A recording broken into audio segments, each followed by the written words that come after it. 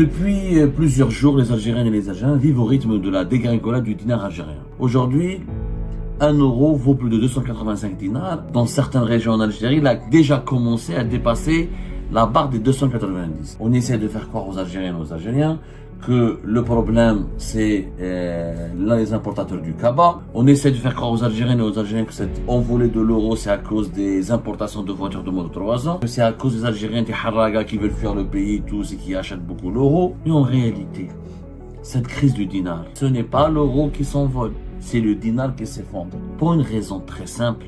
Il n'y a plus de confiance, c'est la confiance qui a été rompue. La confiance entre les consommateurs algériens et les acteurs économiques et le système Tebboune a été rompue. Aujourd'hui, le dinar s'effondre parce que plus personne ne fait confiance au dinar. Pourquoi? Parce que le dinar est adossé à un système politique et à un régime qui s'appelle le régime Tebboune qui a dégoûté les investisseurs et les consommateurs. Le problème, c'est la persécution et la politique de l'État qui persécute le monde économique, qui l'enferme. Tu peux pas investir, tu peux pas importer, tu peux pas ramener une marque étrangère, tu peux pas faire une domiciliation bancaire, tu peux pas retirer ton argent quand tu veux, tu peux rien faire. Il y a que des interdictions. En Algérie, il y a que des interdictions, très peu d'incitations. Il n'y a pas de confiance. Les gens font quoi? N'achètent pas ta monnaie, n'utilisent pas ta monnaie. Depuis plusieurs jours, les Algériennes et les Algériens vivent au rythme de la dégringolade du dinar algérien. Le taux de change en Algérie, au niveau du marché parallèle, quitte encore une fois le seul baromètre et la seule véritable bourse qui obéit aux règles économiques élémentaires en Algérie, à savoir la loi de l'offre et de la demande. Ce taux de change dans cet espace économique, déstructuré, informel certes, déstructuré du point de vue des violences, des chocs qu'il subit en raison de la dégringolade de la valeur du dinar, mais qui illustre significativement la situation économique du pays, détermine aujourd'hui les humeurs des Algériens et des Algériens. Chaque jour, où ça les l'euro, 280, 275, 270, 275, 280. Aujourd'hui, 1 euro vaut plus de 285 dinars et vous allez voir que d'ici le début de la semaine prochaine, au cours de la semaine prochaine, il va atteindre ou dépasser la barre des 2,90. Dans certaines régions en Algérie, il a déjà commencé à dépasser la barre des 290. Et rappelez-vous, on l'avait déjà dit, et les gens nous ont pris pour des fous, ils n'ont pas voulu nous croire. Il y a de cela au début du mois de novembre, je crois que c'était le 7 novembre dernier, voilà. On l'a bien expliqué dans une émission de plus de presque 23 minutes. Bientôt 1 euro 300 dinars, ce crash monétaire qui menace l'Algérie. On a tout expliqué avec des graphiques, avec des chiffres, avec des tableaux. Pourquoi le dinar est en train de s'effondrer et qu'il va s'effondrer encore davantage et que c'est irrémédiable la barre de 300. Sauf que nous, dans notre scénario, on a parlé de 2026-2027. Malheureusement, l'effondrement risque de s'accélérer encore plus. Pourquoi? Depuis plusieurs jours, je vois sur les réseaux sociaux et dans les médias pas mal de manipulations et de désinformation. On essaie de faire croire aux Algériennes et aux Algériens que le problème, c'est les importateurs du Kaba qui ont été légalisés en juin 2020, en juin dernier, 2025, qui ont commencé normalement à opérer leurs importations, leurs micro-importations à raison de 12 000 euros par mois, renouvelables 2 fois, uniquement une seule fois depuis pratiquement mi-septembre, début octobre 2025. On essaie de faire croire aux Algériennes et aux Algériens que cette envolée de l'euro, c'est à cause des importations de voitures de moins de 3 ans. On leur fait croire que c'est à cause des Algériens, des Harraga qui veulent fuir le pays, tous, et qui achètent beaucoup l'euro. On leur a fait croire à tout et à n'importe quoi. Mais en réalité, cette crise du dinar, parce que ce n'est pas, encore une fois, on l'a expliqué, ce n'est pas l'euro qui s'envole, c'est le dinar qui s'effondre. Pour une raison très simple, il n'y a plus de confiance, c'est la confiance qui a été rompue. La crise du dinar a été provoquée par la confiance qui a été rompue entre les acteurs économiques, à savoir les entrepreneurs et les investisseurs, et les consommateurs algériens. La confiance entre les consommateurs algériens et les acteurs économiques et le système Tebboune a été rompue.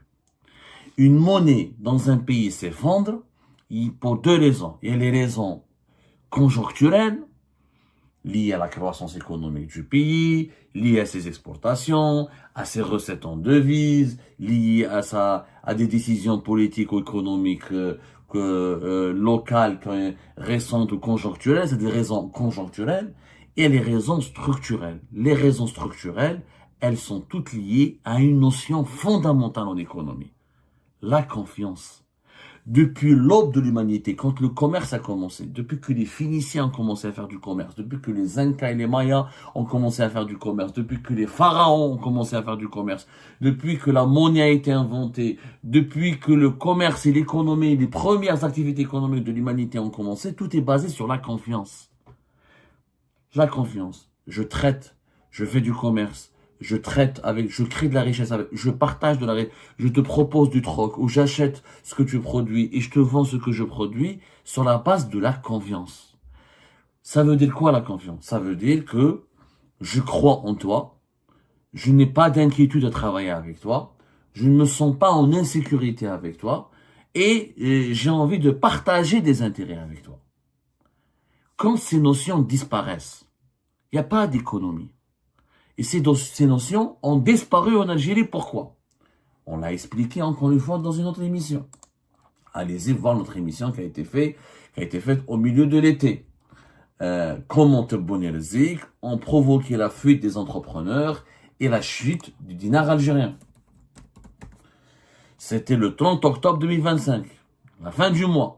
On a expliqué que la persécution des entrepreneurs, la multiplication des obstacles bureaucratiques, la multiplication des mesures coercitives, sécuritaires et judiciaires, les traitements humiliants, les interdictions accablantes et méprisantes qui sont infligées au monde de l'entreprise, aux investisseurs, aux entrepreneurs, vont provoquer la chute de la valeur du dinar. Pour une raison simple, une monnaie, sa valeur augmente ou se stabilise quand il y a une demande sur cette monnaie. Quand cette monnaie est utilisée pour des investissements. Le dollar, pourquoi il est fort? L'euro, pourquoi il est fort? La livre sterling, pourquoi elle est forte? Parce que ce sont des monnaies qui sont très demandées par les consommateurs de notre pays et par les investisseurs étrangers. Et les étrangers qui viennent dans les pays de ces monnaies pour utiliser cette monnaie, pour acheter cette monnaie pour des investissements. C'est ça la valeur de la monnaie. Il ne faut pas sortir des grandes écoles de sciences économiques. Je fais de la pédagogie. Ce que les économistes peut-être disent dans un livre, moi j'essaie de vous le dire en une seule phrase. La confiance, la demande. La monnaie, elle est stable, ou elle est forte, ou sa valeur se stabilise ou augmente, et elle devient respectable et intéressante et rentable pour son pays, quand elle est utilisée, achetée. Pour acheter la monnaie d'un pays, il faut que je fasse confiance dans ce pays. Je fais confiance au dollar. C'est pour ça que je dépense en dollars. Je fais confiance à l'euro. C'est pour ça que je veux acheter de l'euro et je dépense en euros. Aujourd'hui, le dinar s'effondre parce que plus personne ne fait confiance au dinar. Pourquoi? Parce que le dinar est adossé à un système politique et à un régime qui s'appelle le régime Tebboune qui a dégoûté les investisseurs et les consommateurs. Les investisseurs ne peuvent pas travailler. Je ne peux pas importer pour la matière première, il me faut des visas, des autorisations, des documents, un processus bureaucratique, administratif. Quand je vais aller à la banque me dit elle a des quotas, elle ne peut pas me financer.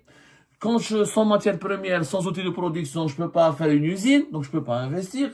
J'investis pas, je fais quoi? J'achète de l'immobilier, etc. Ça me rapporte pas de la richesse. Parce que la monnaie, qu'est-ce qui rapporte à la monnaie? C'est pas la spéculation, c'est la création économique. C'est la création de biens et de services.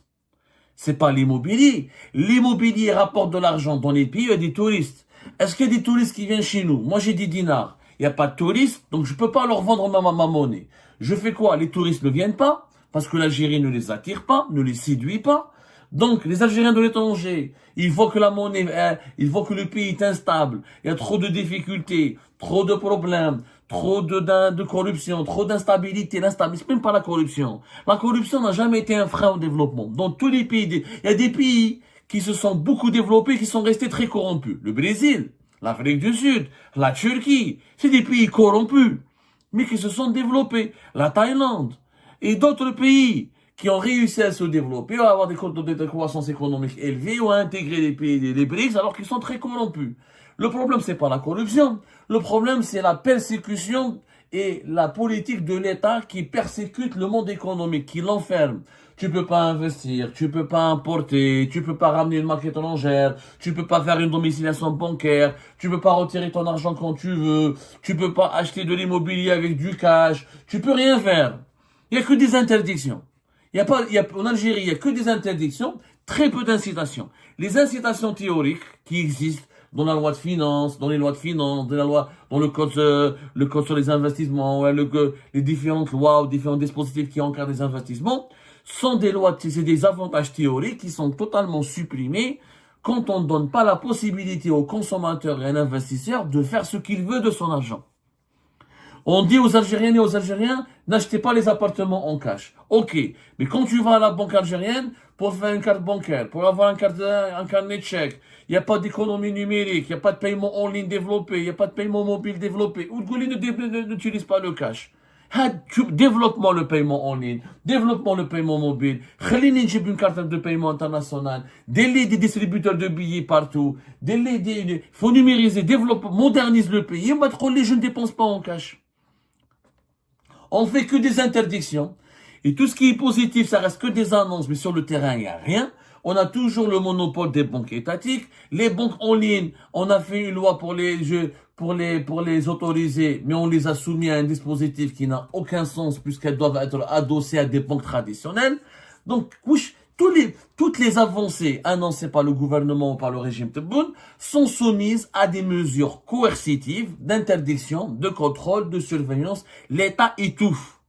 Quand un État étouffe trop ses consommateurs et ses entrepreneurs et investisseurs, eh ben, il n'y a plus de confiance. Je peux pas travailler avec un régime ou avec un État qui m'interdit pratiquement tout. Où je ne peux pas importer, où je ne peux pas commercialiser. Si je vends un peu de légumes et délier la loi contre la spéculation illicite, je peux aller en prison pour 15 ans, on a 20 ans de prison pour quelques tomates et quelques pommes de terre. Je peux pas acheter un appartement en cash, mais les banques algériennes, si je place mon cash, elles me demandent des justificatifs. Je ne peux pas les justifier parce que l'Algérie, tout le monde a du cash. Qui peut justifier son cash? Les héritages, le marché informel, plus de 40% du PIB vient de l'informel, 90% de nos transactions financières viennent du cash. Et comment je vais faire pour justifier?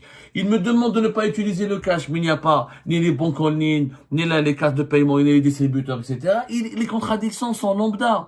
On demande aux entreprises privées d'investir. Mais elles ne peuvent pas ouvrir leurs usines si elles n'ont pas accès à la libre importation de la matière première et des outils de production.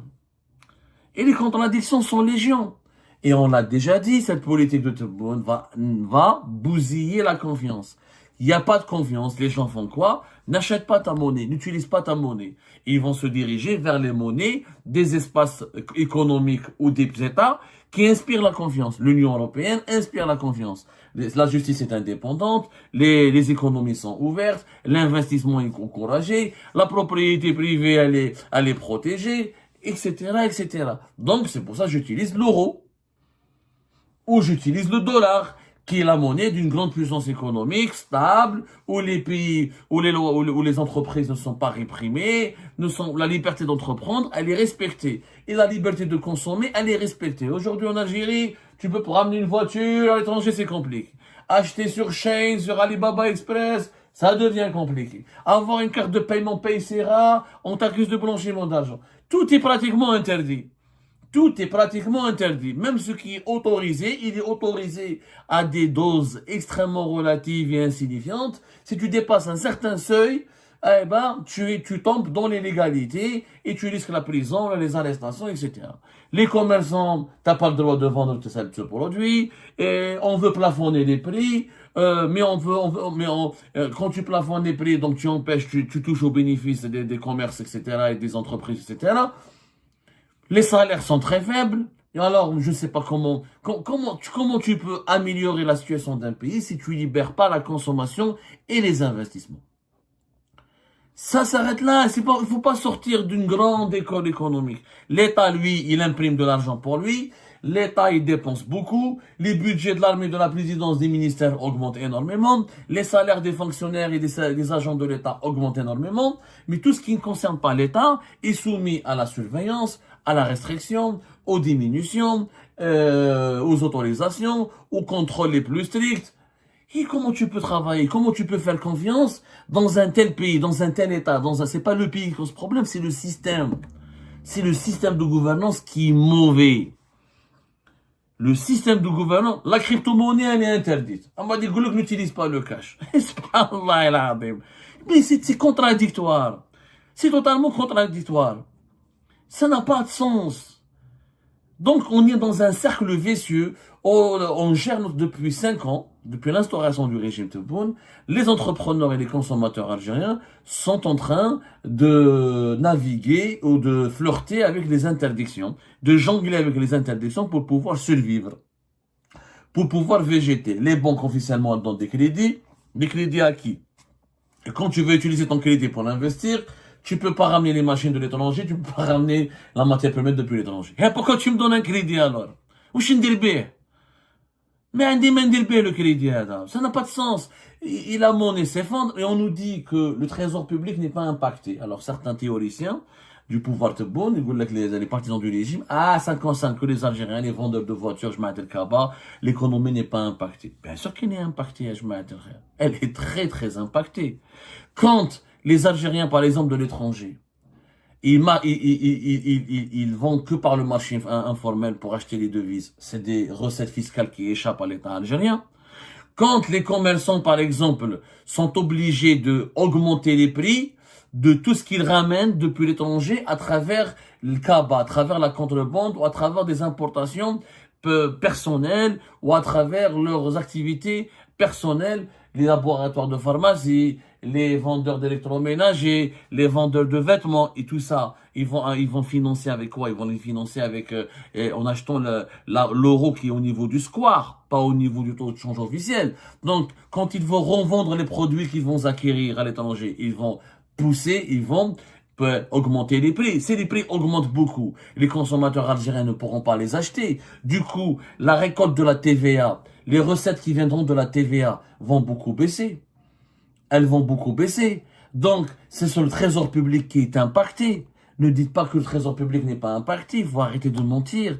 Il faut à un moment donné être honnête et comprendre qu'en économie, tout est imbriqué, tout est interdépendant. Quand la monnaie s'effondre, la consommation, le pouvoir d'achat s'effondre. Quand le pouvoir d'achat s'effondre, c'est moins de TVA, c'est moins de bénéfices et de gains pour les entreprises. Donc, c'est moins de recettes fiscales au niveau de l'impôt sur le revenu, au niveau de l'impôt sur la société, au niveau de la TVA, qui constituent des recettes fiscales importantes pour le trésor public. Et je peux donner des exemples. Les exemples sont légion.